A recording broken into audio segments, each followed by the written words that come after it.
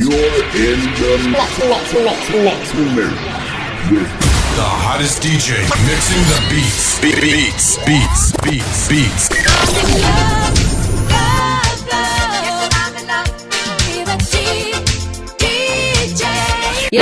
You're locked on to Mthulisi.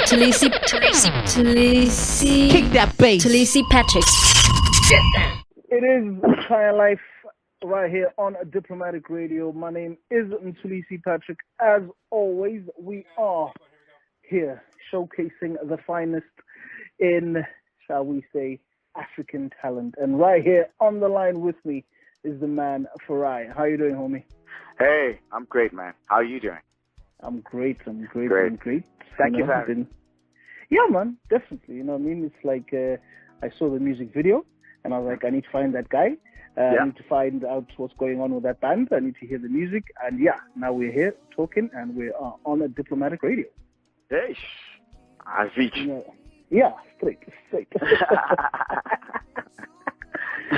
So, ladies and gentlemen, Farai is, shall we say, are we saying is the lead vocal? Are we saying is the leader? Or shall we say is band member of Farai and the Forest Dawn? Yeah, Farai is the front man and lead vocalist of Farai and the Forest Dawn. Okay. Well, yeah, so. I suppose, seeing as we are at that point, why don't you introduce yourself, let the people know who you are, what you're about, and we get going from there. Well, hi folks. My name is Farai Mvuti. I'm originally from Bulawayo. I hail from Montrose, and I went to. I always like to point this out, by the way. I went to Cholocho High School because it's a critical part of my shaping in terms of the person that I aspire to be and the person that I currently am.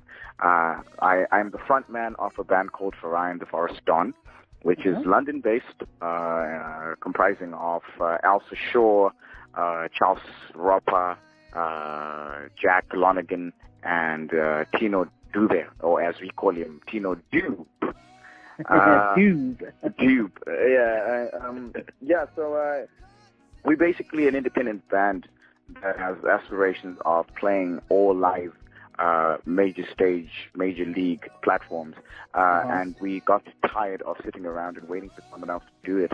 For someone else to do for us what we thought we could do for ourselves. So we're currently jumping around the country, touring the O2 academies, and just last night we played the O2 Academy in Islington. And we were able to partner up with a few acts, Black Diamond, Sashay, and Menashe, the comedian, who are all Zimbabwean, with the intention of doing it independently. So that pretty much sums up my journey and who I am. Nice one. I hear independent is the new major. That's it. When I'm talking to guys in South Africa, and I'm like, so-and-so is a Universal. They're like, no, guy, independent is now the new major. So I suppose, that's what you guys are doing now. And I think, obviously with the O2 thing, obviously when you told me about it, I was like, wow, these guys are ambitious. You know what I mean? So how did that come about in the first place, the whole idea of doing the whole O2 thing? Well, it was after talking to a lot of promoters and trying to naturally in this business you talk to a lot of promoters and find out where's the best advantage. And at one point we had a promoter come to us and sell the idea of playing at the O2 on his ticket. Okay. And Elsa, the assistant manager, said to me that mentioned the fact that he had been blacklisted on platforms that were related to indie bands. So I said, well, listen, if a person who's blacklisted can get a gig at the O2, surely we can. So we registered a company and we went in, we got the gig, we thought of a strategy on how to make it work, and we did that, and here we are. And that's how it came about. Nice. I think I like artists who think outside the box, who who, like you said, you got tired of waiting around, so you guys are going out and doing it for yourselves. You know what I'm saying? I suppose the big companies will catch up later. Yeah. Listen, to put it this way, we've always said to ourselves that even if we don't play Glastonbury, we'll create our own. Indeed. You know, if that's what it means, that's what we'll do. It's just, that's just the attitude we have. We cannot fail. We will not fail. And we love music. We love making music, and we just want to make it a lifestyle. And it's not too much to ask. And it's not like we're asking for government benefits to do it. We want to do it ourselves. Yeah, yourselves, yeah. Yeah, so it's I think it's in life, it's what you put out is what you get, and we have put out a lot of positive energy, put out a lot of positive music with the intention of being able to take care of our families by doing what we love to do. Nice one. Now, Farai and The Forest Dawn. First of all, I think I've listened to the music, I will say, and I mean, like I said, obviously, I heard the track, which is the new single, Till Death Do Us Part, and I was like, whoa, I love this, you know what I'm saying? And I've listened to the other tracks, you know, that you've given me. What do you guys fall under a particular genre, or is it just, I suppose, you know, an art and just go with it? I suppose, you know, to make it, to be able to put it in some sense of a category, we call it alternative, which tends to mean that it's a fusion of all these different sounds. It's an alternative way of saying pop, really. I find. But what we are is we are the diverse cultures that are in the band destroy the barrier, the musical barrier of a genre. You know, I think genre is a concept that just makes it easier to consume music and to categorize it.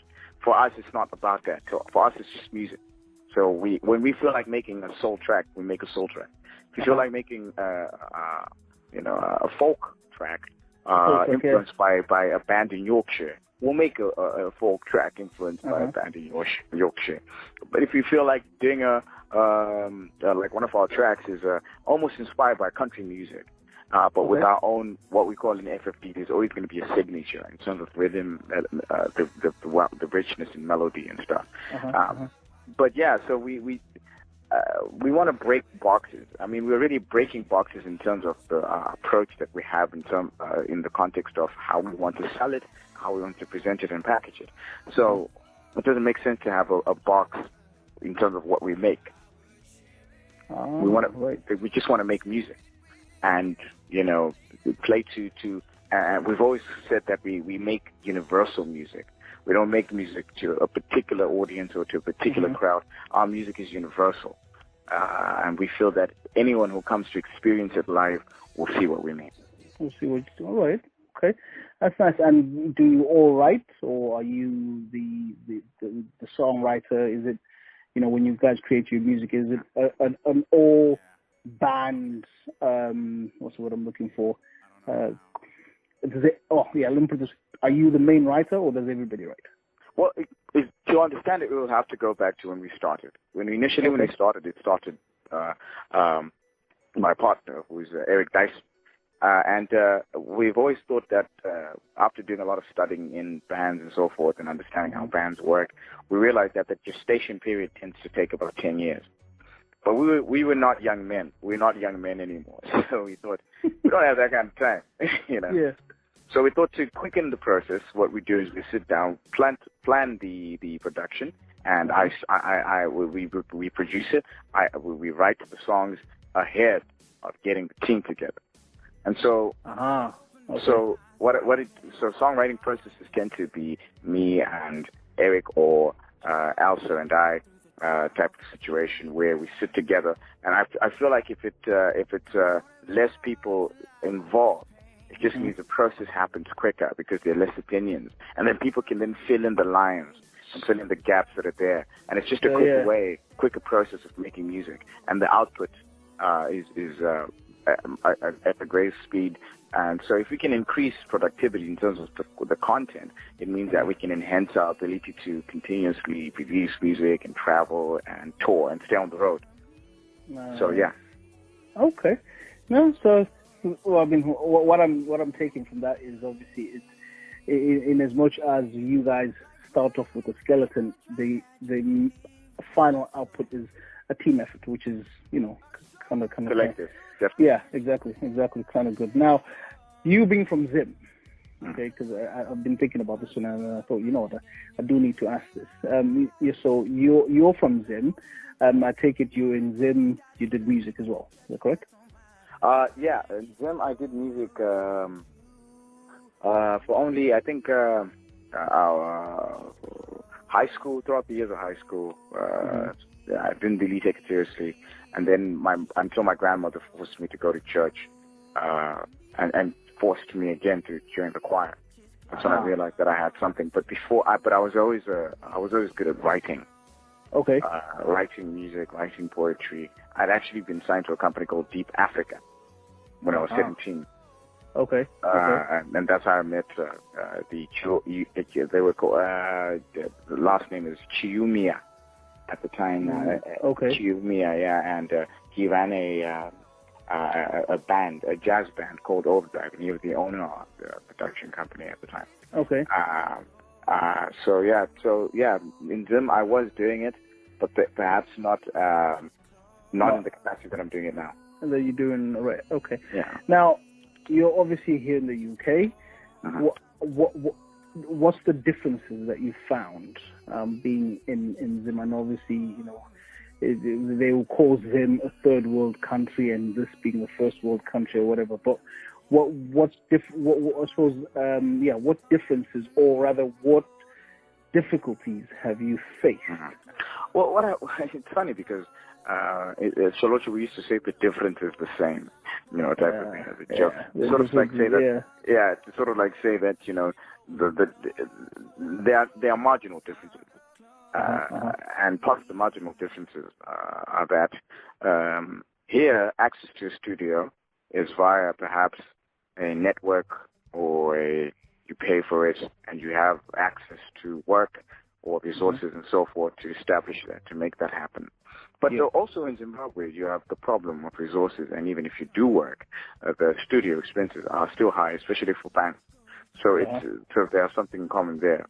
But what I found challenging in Zimbabwe was radio play, which is the same challenge I face here, was the exposure, especially being in the second capital city, where musicians of the second capital city would need to be literally astronomically talented to tap into the main city.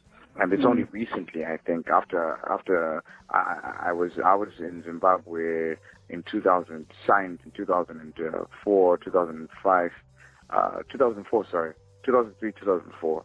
Okay. And from that point on till now, there have only been two artists in particular, Poi, P-O-I, who is based in Bulawayo, who only gained up maybe some sense of attention, which is not great, by the way.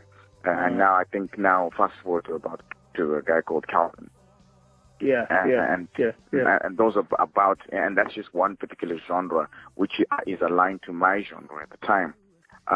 But beyond that, that was one of the critical issues, publicity of our act, but also good videos. I think now we have a guy called Andy Kata.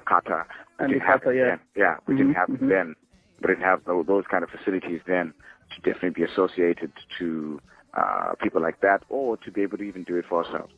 But so the advantage here is that we could build that. Like FFD has its own team in terms of visuals, its own team in terms of PR, its own internal structures, which we couldn't do. And at the time as well, what made it more difficult, we didn't have the internet. Social media and everything. We didn't have social media. So in terms of distribution of the outputs that we had, it was very difficult. So its reach was limited. But was Bulawayo a great town to, but also another thing, we didn't have a lot of venues to play at. To play at, okay.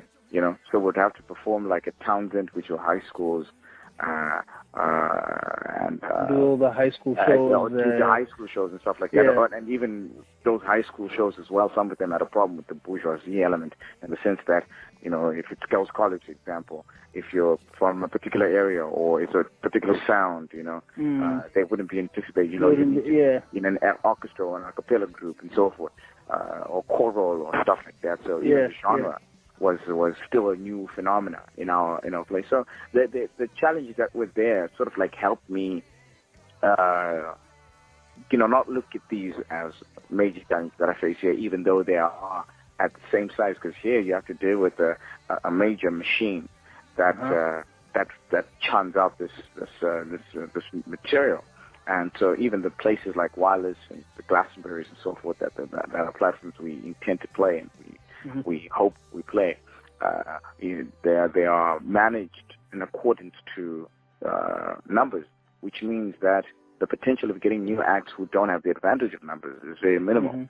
So you need to literally be creative to find ways to poke holes and to increase that number and to then eventually be able to play.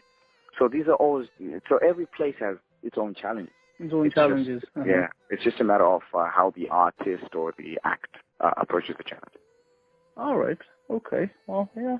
Sounds like you say, the challenges are everywhere. They just differ with where you are. Now let's talk about Till Death Do Us Part. This is your current single. Yeah.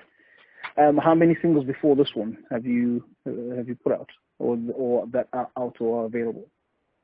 There are 3, counting another one called How It Used to Be. Sorry. So we had All I Had, we had Beautiful, and How It Used to Be, and now we have Till Death Do Us Part. But How It Used to Be is not an official single, and that's why we discounted, because we gave it out for free.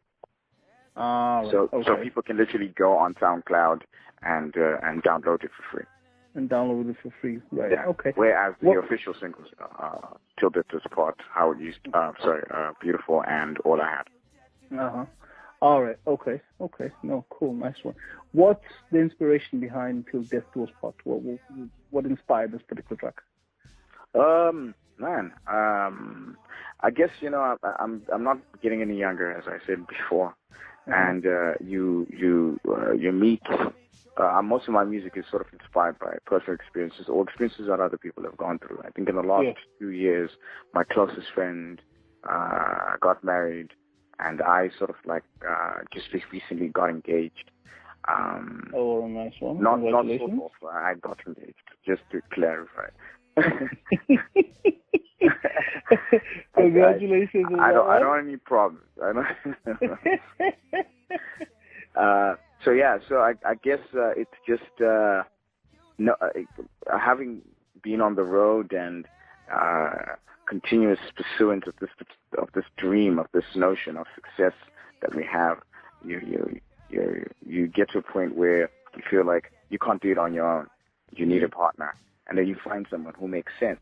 So I'm one, no lie. I've been in situations in which the notion of finding the right one has been in my head a lot, only to realize that, hey, hold on, maybe rain doesn't just happen, it takes the sun first, so a few challenges. But when you eventually find that one person, and it evokes that sense of responsibility to them and to yourself and to the future as well that you're trying to shape.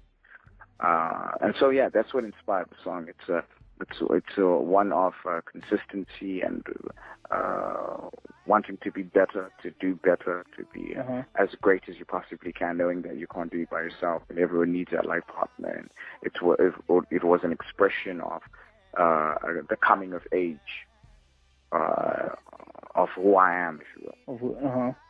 Okay, nice. I foresee this track being a very, shall we say, a hit at a lot of weddings. Because I think when I heard it in my head, I was really thinking, you know what, I can foresee people at like when they're cutting the cake or something, and this is the track that's playing, or even the first dance. It's a beautiful song. I think I'm one who gives credit where it's due, and I always do it. You know what I mean? I truly appreciate that. Definitely. I mean, I heard the track and I thought, you know what, this is a beautiful track. And obviously, you click on the video, and you think, oh, okay. And I'm looking at them thinking, I know Kaz, I know, you know what I mean. So now the concept behind the video, I know obviously we spoke about it the other day off air, but you know, it's not your usual video, if you like. I see, well, like you said, you know, you've got friends in there and that kind of thing. Did you just think of the idea and think, you know what, I'm just going to reach out to my friends and say, you know, this is what I want to do? Yeah, I mean, you know, there were two ways to do it. Either get a proper model, two models, you know, and pretend a marriage concept. But I thought, you know, the song is so organic, and it's something associated to people's actual life experiences. And so it meant that to get people involved that already have gone through that experience, to share that special moment with them. There's no greater originality. There's no greater acting that goes beyond someone's actual experience in his earnestness. And that's what I wanted to articulate. And I think that's what we managed to capture by doing so. And it also made the song less about the band and personalities within videos, but it made it about the song. The song. You know, we wanted to focus. Sorry. There's a part in the video, the guy that proposes. Her reaction. I think I must have. You couldn't capture that as an actor, or capture that. Indeed, exactly. Yeah, I mean, I think since the first time I've seen it, I've probably watched it about four or five times, and to me, that bit there, that moment there, to me is like, I love that, you know, because obviously the song, you listen to the song, and then there's that clip, and you know he proposes. Because initially when I looked at it, oh, he's gonna propose. Oh, she's gonna be in shock, and then that's exactly what happened. So, you know, kudos to you, dude, because yeah, definitely, it captured the attention. Kudos to the team. My missus helped with the script. The PR lady, the head of PR, TD, helped with the script, as well as Eric Dyson, who coordinated all these things to find those special moments. I think the person with the hardest job is Eric Dyson. He had to find that particular moment and to make it seem the way it appeared to you.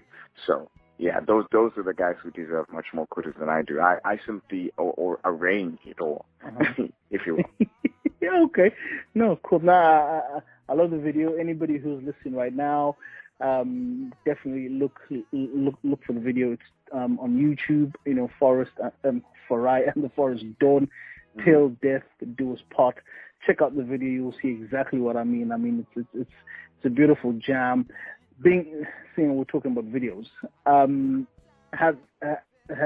are your videos available on mainstream, or have you looked at getting videos on mainstream television, your MTVs and that kind of thing? We haven't, but it's something that we just recently thought to start doing after the release of the single. I think we sat down as a team and we thought if there is indeed a video deserving of that, it's definitely this one. Because our first few videos have been, we've been experimenting. We've been trying to find, because we're trying to do everything independently, so we have not paid any external bodies to outsource the particular service. So we sort of have been learning together to make it better, and we finally think that we're getting it right, and we thought perhaps this one would be the best one to submit to TV stations. So it's something that's in the pipeline, and if they do accept it, it's something that we look forward to also celebrating, and definitely you'll be the first to know.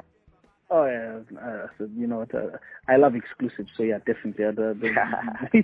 I'd appreciate that one. And if people's word is anything to go by, I would be saying to the TV execs, you know what I'm saying, this is a music video that certainly deserves to be on any channel, you know what I mean? Because like I said, you know, it's not like I'm listening to a guy from Zim, I'm thinking, it's just another guy from Zim trying to do his thing. Nah, like you said, it's alternative, and it's international, it's widespread, so anybody can listen to it. So yeah, definitely, you know, like I said, I could go on about the track, but most definitely.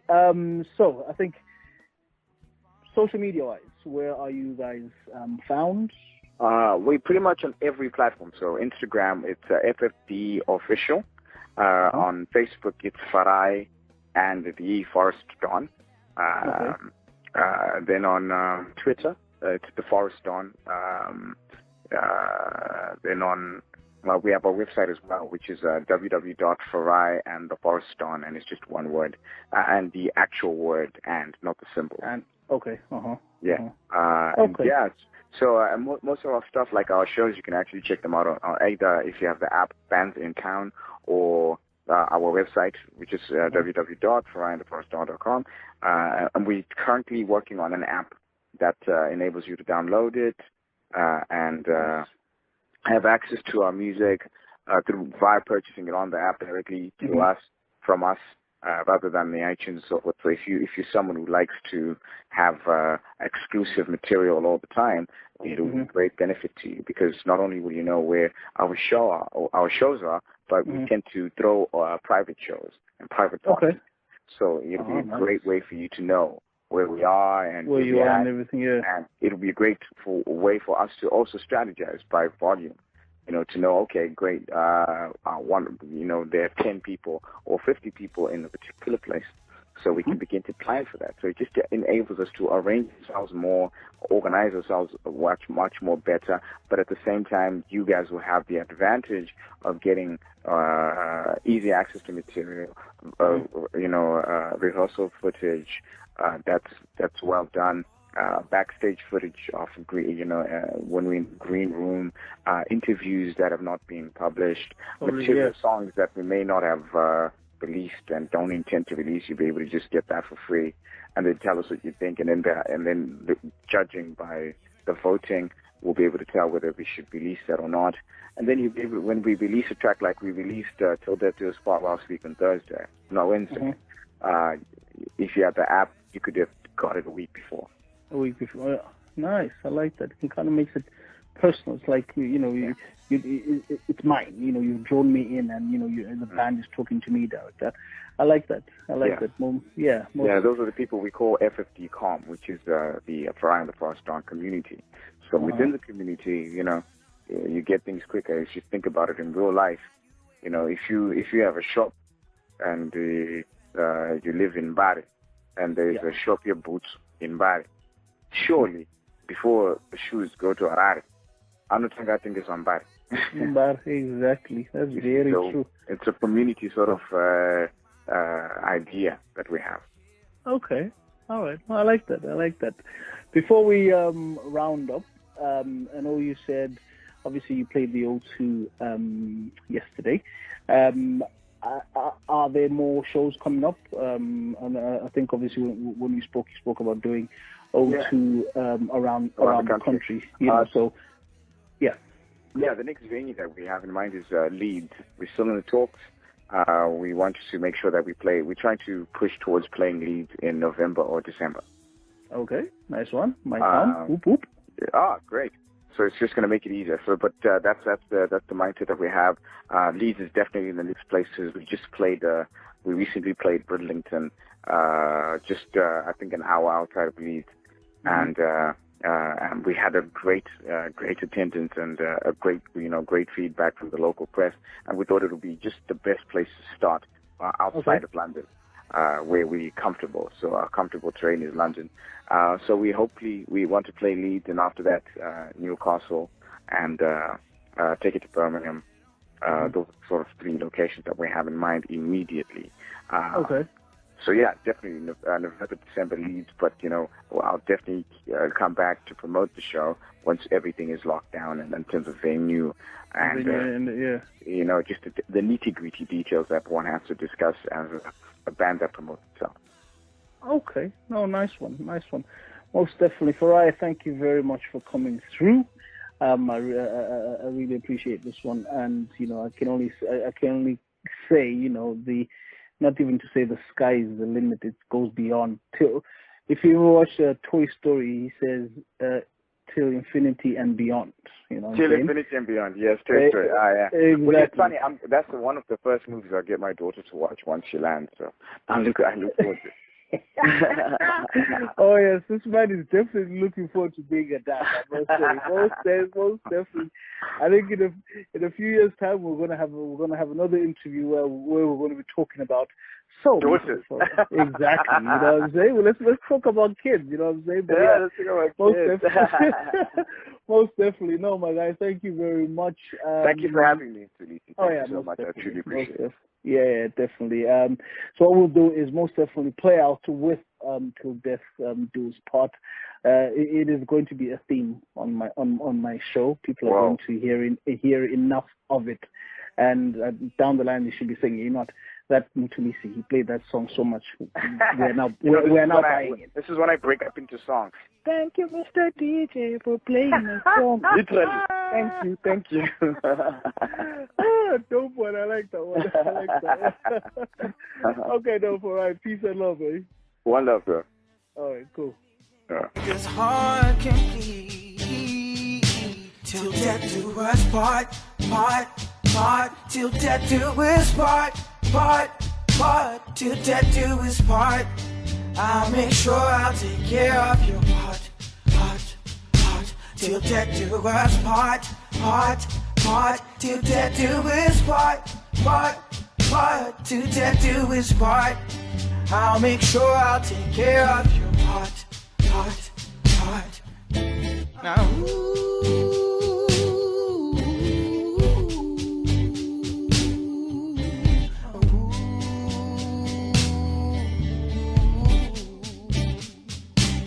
now that you're here, have no fear. These arms will keep you safe away from the storm. You say I do, yes I do too. Heaven has finally made my heart complete. Till death do us part, till death do us part, till death do us part.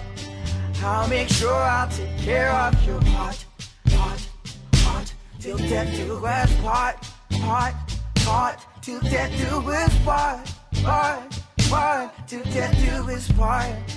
I'll make sure I'll take care of your heart.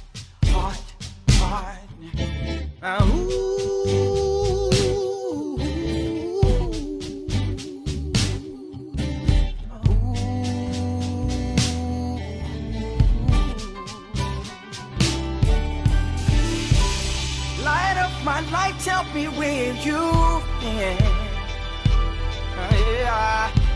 Your eyes are showing me I'll never be alone, yeah. Flowers, they bloom and they fade and dry, but our love, baby, will never die. Till death do us part, till death do us part, till death do us part, till death do us part. I'll make sure I'll take care of your heart, till death do us part, till death do us part, my love, till death do us part. I'll make sure I'll take care of your heart.